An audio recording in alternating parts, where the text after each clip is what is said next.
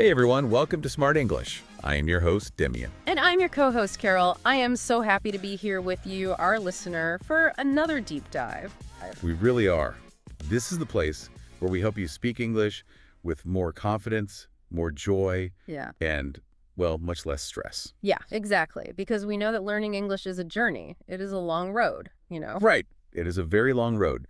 And sometimes that road is smooth and easy. You feel good. But sometimes the road is rocky, it is steep, it feels really hard. Yeah.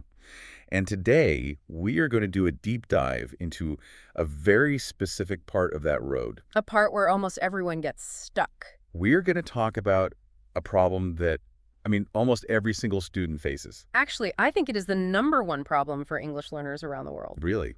The biggest one. Is it grammar or maybe vocabulary? No, it is not grammar. And it is not vocabulary either. It is the connection. Ah, the connection. It is the bridge between your brain and your mouth. Oh, I know this problem very well. It is when you understand English perfectly. Right. You listen to podcasts like this deep dive. You watch movies on Netflix. You read books. And you understand almost everything. Your brain is just full of English. Exactly. You have thousands of words in your head. You know the rules. You are smart. But then you try to speak. Yeah.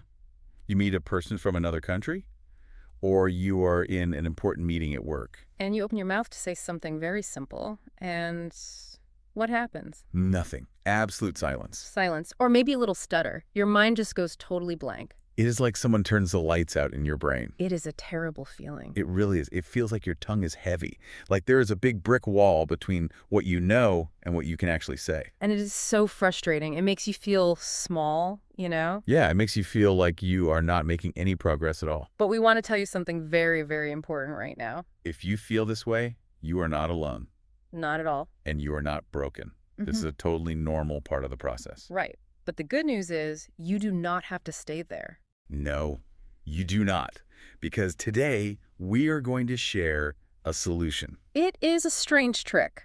Honestly, it sounds a little funny at first. Yeah, it might even feel a little silly when you first try it in your house. But it works. It is incredibly powerful. It is a technique called shadowing. Shadowing.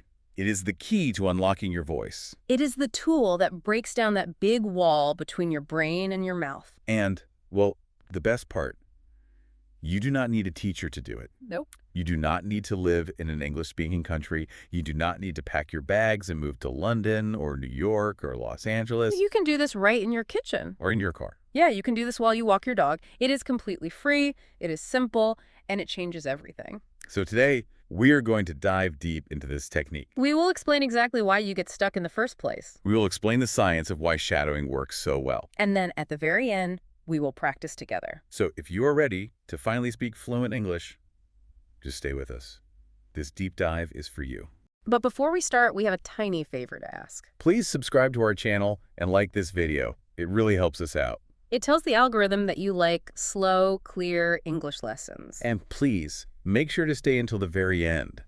The last part of this deep dive is very special. We are going to do a live practice session. We will actually train your mouth muscles together right here. You definitely do not want to miss that. Okay, so let us start with the problem. Let us really talk about this gap. The gap between knowing the words and actually saying the word. Right. I want to use a metaphor here, a picture in your mind. I love metaphors. They make things so much easier to see. What is the picture? Okay, imagine you want to get strong. You want big muscles. You want to be very fit. Okay, I am imagining it. I want to be strong. So you decide to learn all about weightlifting. That makes sense. You buy a huge book about weightlifting. You read it every single night in your bed. I am studying very hard.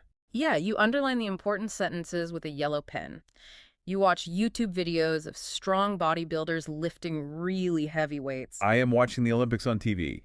I am an expert now. Exactly. You are studying the theory of strength. You know everything about human muscles. I know all the names of the exercises. I can even explain the correct form to my friends. But let me ask you this. Do you have big muscles? No. I am still weak. Why? Why are you still weak? Because I never went to the gym. I never actually lifted the heavy things. Exactly. Watching sports does not make you an athlete. Right. Reading about exercise does not build any muscle at all. And this is the trap of language learning. This is where everyone gets stuck. We treat English like it is a history class. or maybe a math class. Yeah, we think if we just memorize the dates or learn the grammar formulas, we will pass the test. But speaking English is not a test on paper. English is a performance. It is a physical skill. It is exactly like playing the piano, or dancing, or playing soccer. You cannot learn to play the piano just by looking at a book of musical notes. Right, you have to actually put your fingers on the keys. You have to move your hands up and down. And speaking English requires muscles, real physical muscles in your body. Your tongue is a muscle. Your lips are muscles. Your throat has dozens of small muscles. And if you do not train those muscles, they just stay weak. It does not matter how many thousands of words you hold in your brain. If your tongue is weak, the words just cannot get out. This is exactly why you feel stuck. You have a library brain, but you have baby muscles. A library brain, but baby muscles. That is a very funny image. But it is so true, right? It is. In fact, I have a personal story about this exact feeling. Oh, really? I want to hear it. Well, a few years ago, I was learning a new language. I was studying Spanish. Spanish is a beautiful language. It really is. And I was a very, very good student. I had a huge stack of textbooks on my desk. You love books. I do. I had hundreds of flashcards. I studied grammar rules every single night for 1 hour. No missing a day. Wow. You were very dedicated to it. I was. I knew the past tense. I knew the future tense. I even knew the complicated subjunctive mood. You were an expert in the theory. Yeah, I felt very smart when I was sitting in my room, alone, just me and my books. It feels very safe in the room with the books.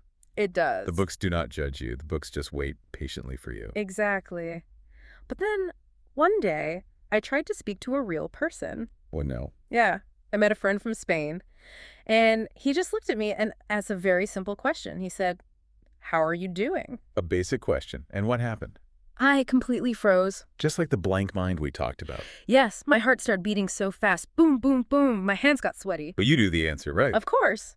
I knew the words, "I am fine," but I simply could not say them out loud. My mouth would not move. You felt totally paralyzed. Yes. And afterward, when I went home, I felt terrible. I felt stagnant. Stagnant. That is a very strong word. It is a great word for our learners. Can you explain what stagnant means? Sure. Imagine water.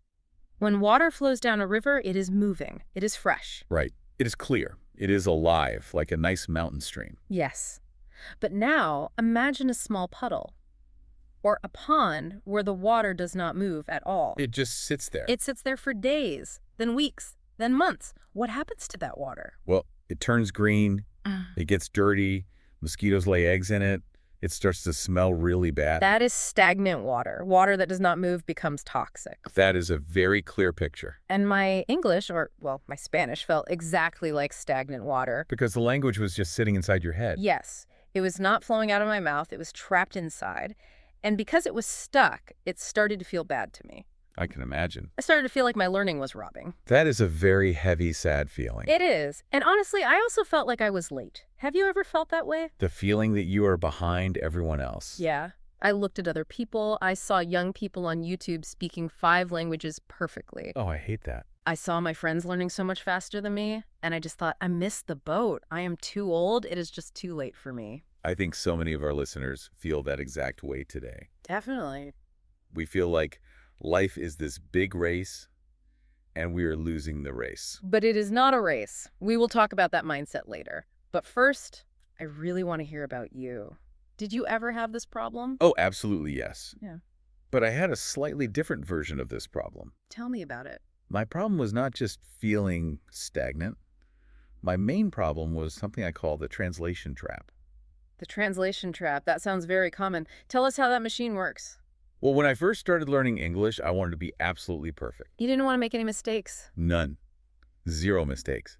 So my brain built a very complicated, invisible machine. A machine inside your head? Yes, a translation machine.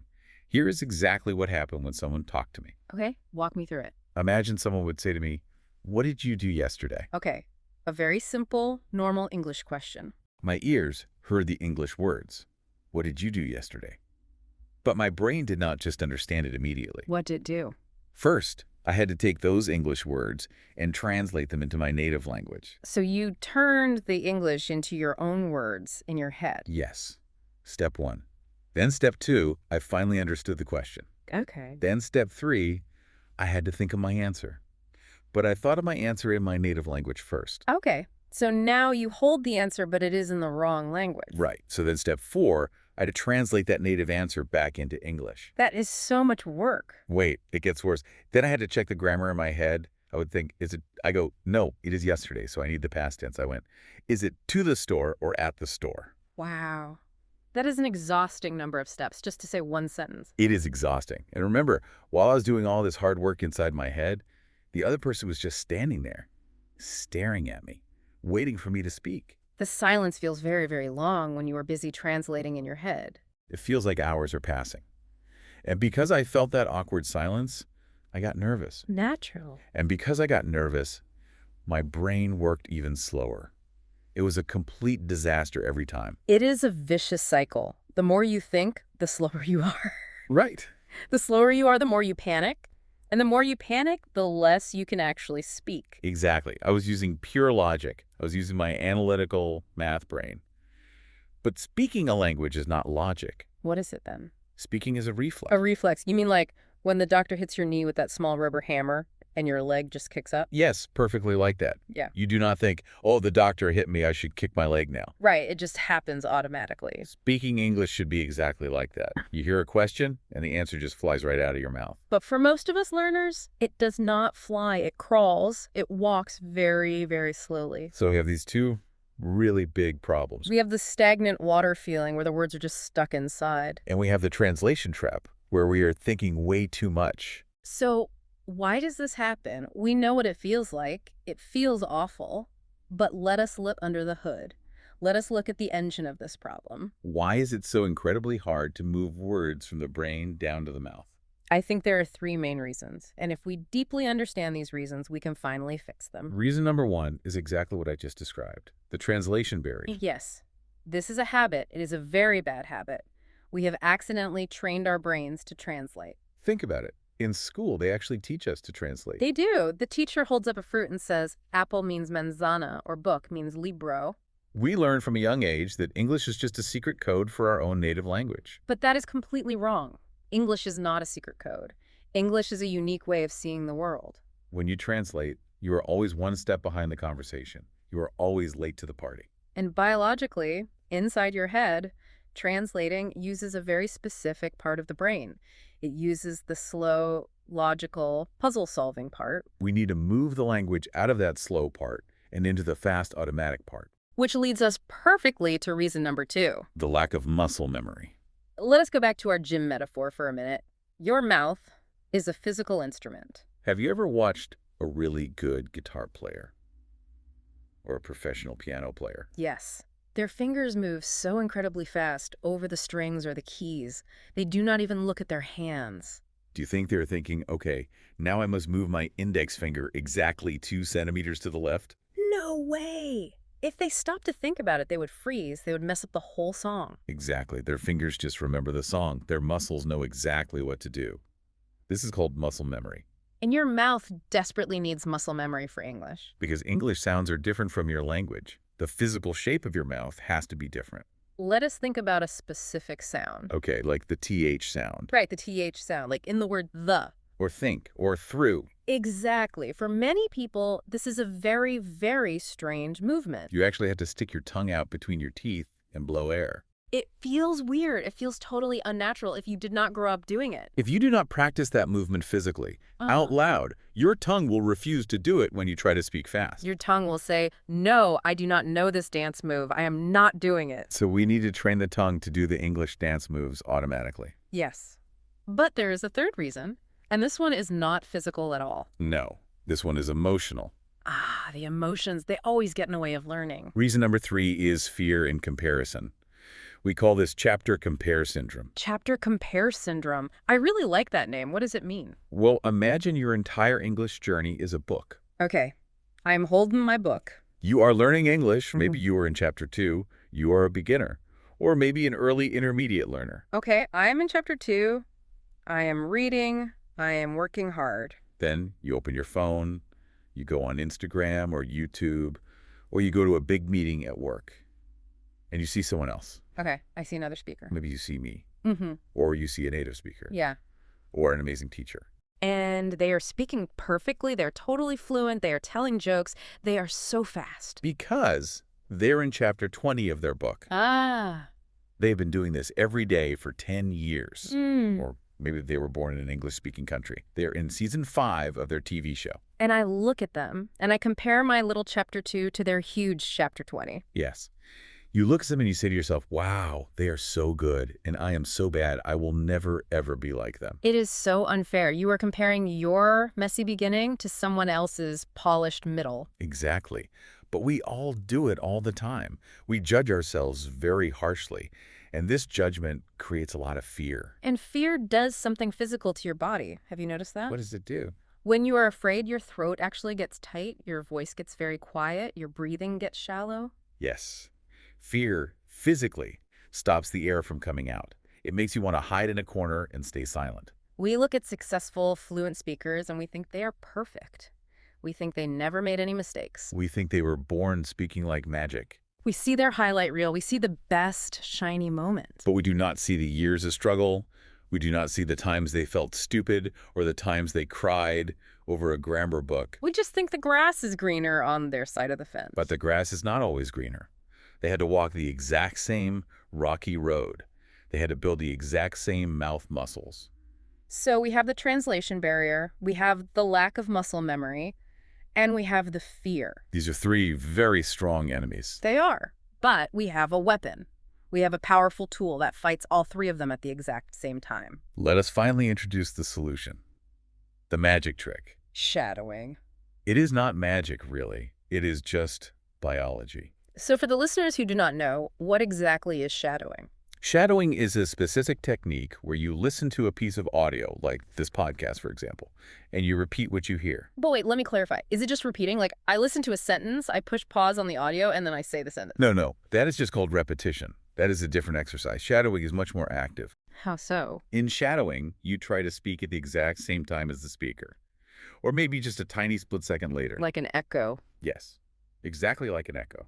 Or like a shadow. Think about when you walk down the street on a sunny day. Your shadow follows you. It moves when I move. It stops when I stop. Right. So if you're listening to me and I say the weather is nice today, you should say the weather is nice today almost at the very same moment. I see. You are trying to put your mouth directly over my mouth. You are trying to match my voice perfectly. Exactly. Now, here's a big question. Do I look at the text while I do this? Do I read the written transcript while I am speaking? No, this is the most important rule of shadowing. Do not read the text. Really? Why not? Reading always helps me understand the words better. Reading activates your eyes. But for this exercise, we want to activate the ears and the mouth. Okay. If you read the text, your brain will try to use the rules of spelling. And we all know English spelling is crazy. It really is. It is so confusing. Words do not look the way they sound. Exactly. So we want to completely bypass the eyes. We want a direct, fast connection from your ear straight to your mouth. Okay. So I just listen and I speak out loud. But how does this solve the translation problem you talked about? Because you simply do not have time to translate. Oh. If you are trying to keep up with my voice in real time, your brain is way too busy. It cannot stop to think, what does this word mean in my native language? Ah, I see. The speed of the audio forces you to stop translating. It forces your brain to just react to the sound. Yes. It actually shuts down the slow, logical brain, and it turns on the musical brain. The musical brain, that sounds nice. English has a music to it. It has a specific rhythm. Da, da, da, da. The voice goes up and it goes down. We call this intonation in language classes. Right. When you shadow, you do not just copy the flat words. You copy the emotion. You copy the music. So if the speaker sounds very happy, I need to sound very happy. Yes. If the speaker sounds angry, you sound angry. You act it out. You are basically an actor. You are pretending to be the fluent person. Yes. And this is exactly how you build that muscle memory.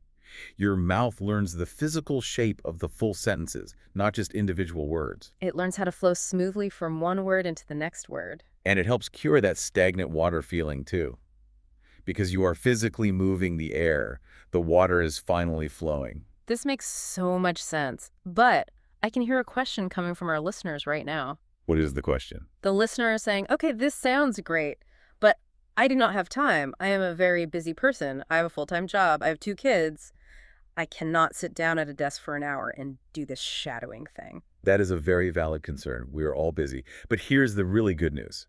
You do not need an hour. I don't. No, you just need micro actions. I love this concept so much. Micro actions. Tiny, small actions. We often think that to learn English, we need to do something huge and dramatic. Like we need to study for 4 straight hours on a Saturday. Or quit our job and move to London. And because that feels so huge and impossible, we get scared. And so we do absolutely nothing. Exactly. Yeah. But a micro action is so small, your brain does not get scared of it. Give us an example. What is a good micro action for shadowing? 5 minutes. Can you find just 5 minutes in your entire day? I think everyone in the world has 5 minutes. Do it while you wash the dirty dishes in the sink. Yeah. Put your headphones on, listen to this deep dive podcast, and just shadow us for 5 minutes while you scrub the plates. That is so easy. Or you can do it while you walk the dog outside. Or while you were driving your car to work in the morning. My absolute favorite micro action is to make English your background music. What does that mean, background music? You know how in a movie there's always music playing quietly in the background? It sets the mood for the scene. Yes. Make English the soundtrack of your daily life. When you are cooking dinner, play an English podcast. When you are folding your clean laundry, play English audio. Just have it in the air around you. Exactly.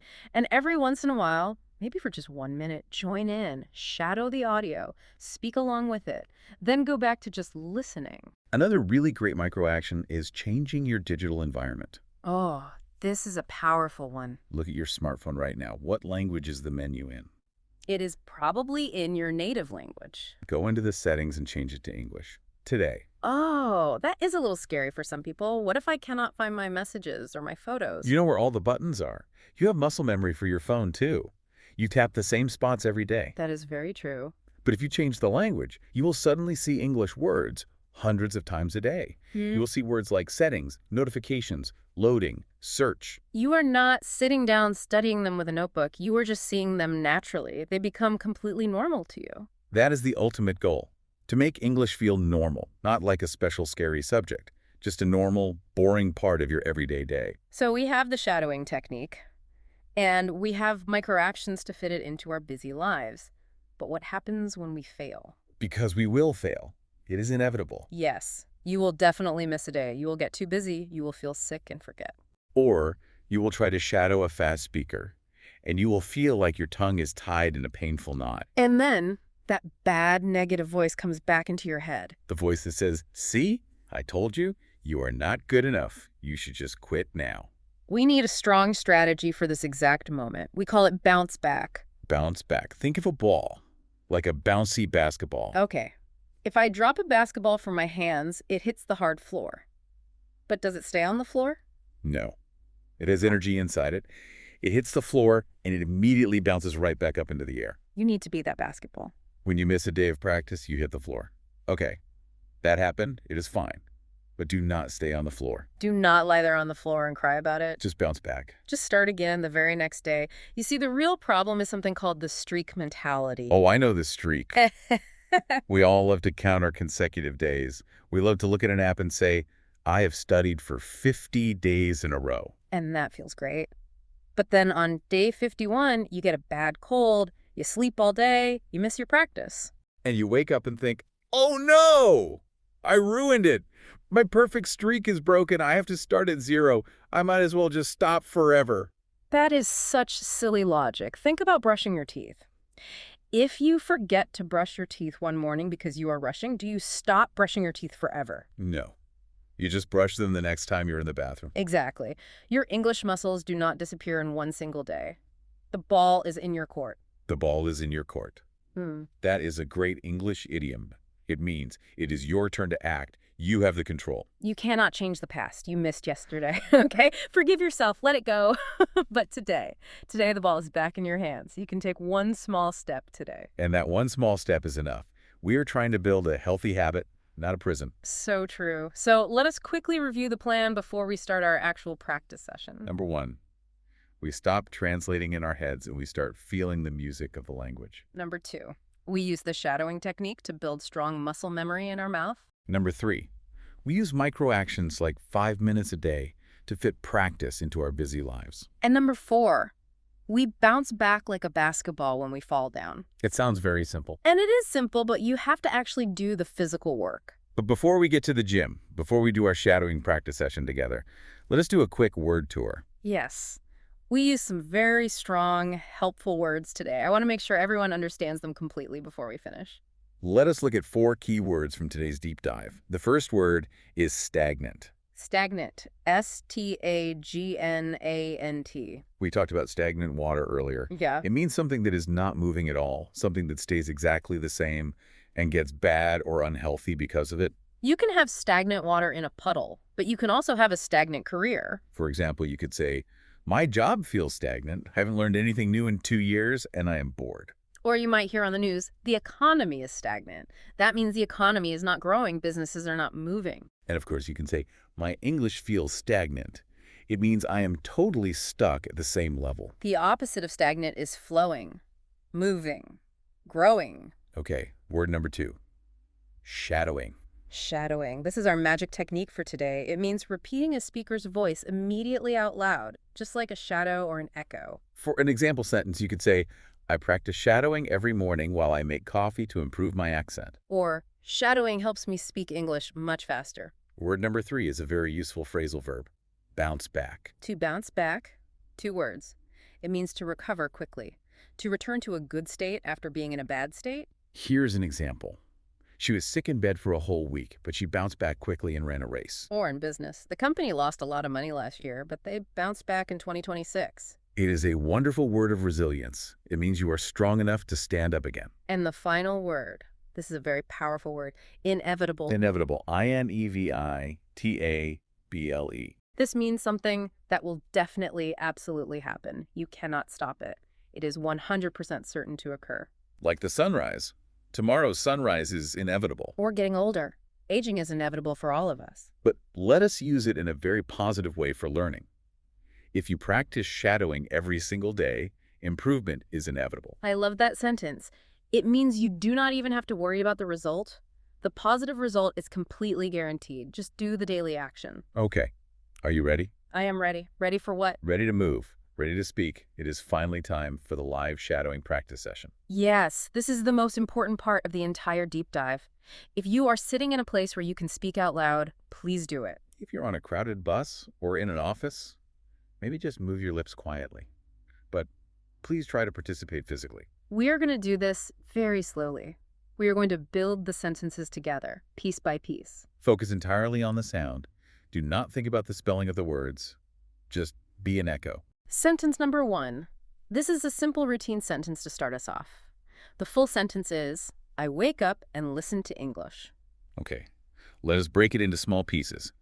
Listen to Demian and repeat immediately after him during the pause. I wake up, I wake up. Good. Notice the shape of your mouth on wake. Now let us do the second part. And listen, and listen. Let me give you a small pronunciation tip. Notice how the D in the word and is very, very soft. Demian does not say listen. He says and listen. The D almost disappears. Try that. And listen. Great.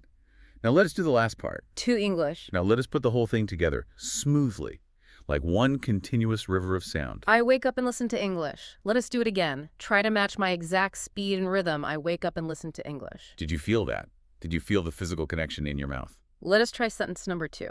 This sentence is about your mindset. It is perfect for those days when you feel totally overwhelmed. The full sentence is, one small step is enough for today. Repeat the first part after Demian. One small step. One small step. Feel the rhythm of those words. Day. Ah. One small step. The word small is stressed. And the middle part is enough. And the very end. For today. Now, we will do the whole thing. Listen carefully to the melody of my voice. It is calm. It is kind to yourself. One small step is enough for today. Let us do it again. And this time, really believe the words you are saying. One small step is enough for today. Very, very good. When you say this out loud, you are actually telling your brain to relax. You are reprogramming your anxious thoughts. Okay, sentence number 3. This is an affirmation. This is about acknowledging your progress. The full sentence is, my voice is getting stronger every day. We're going to try a different way to learn this one. Let us shadow the end of the sentence first. This is a cool technique called back chaining. Start at the very end. Every day. Good. Now add a word before it. Stronger every day. Now add another word. Getting stronger every day. Now the whole thing for the beginning. Yeah. Really feel the vibration and power in your throat. My voice is getting stronger every day. Let's say it a little louder this time. Speak from your chest. My voice is getting stronger every day. Yes, because it really is getting stronger. Every single time you speak, you are adding a tiny new layer of muscle memory. And here's our last sentence for today. This is a sentence for you to feel proud of your hard work. The full sentence is, I am proud of my effort. This one is short, simple, strong. I am proud. And the second part.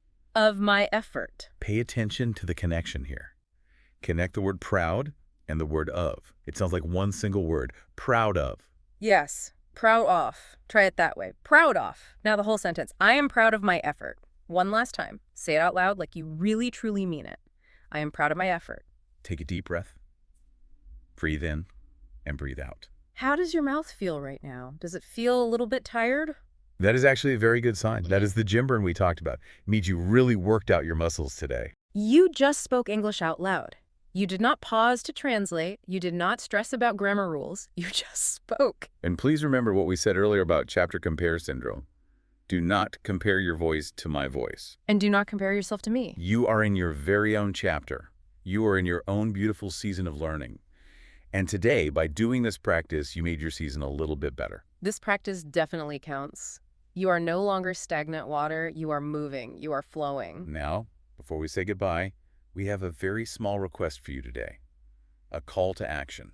We really want to know who's listening to us out there. We want to see our global family. We want you to use the one small step idea we just talked about. Please go down to the comments section of this video. Or if you are listening on a podcast app in your car, just say this out loud to yourself right now. We want you to say, I am your name from your country, and one small step for my English is... Tell us exactly what your small step is going to be today. Maybe your sentence will be, I am Carlos from Mexico, and one small step for my English is shadowing for 5 minutes while I wash dishes. Or maybe it is, I am Maria from Italy, and one small step is changing my phone language to English. Or maybe it is simply listening to this podcast while I cook dinner. We read all the comments. It makes us so incredibly happy to see people from Brazil, from Japan, from Turkey, from everywhere, all working together in one place. It reminds all of us that we are not alone on this road. And if this deep dive helped you today, please hit that subscribe button. And share this video with a friend who is learning English. Share it with someone who is feeling stuck and stagnant. Help them break down their wall, too. We have so many more great topics coming up soon. We want to do a deep dive about building confidence. We want to talk about how to survive job interviews in English. And about how to tell funny stories at a dinner party. But for today, just remember the core lesson. You have the tool. You have shadowing. You have the power to build the muscle. And you have the power to bounce back whenever you fall. Because improvement is totally inevitable if you just keep going. Keep listening. Keep speaking out loud. And keep believing in yourself. Thank you for being here. Peace out, everyone.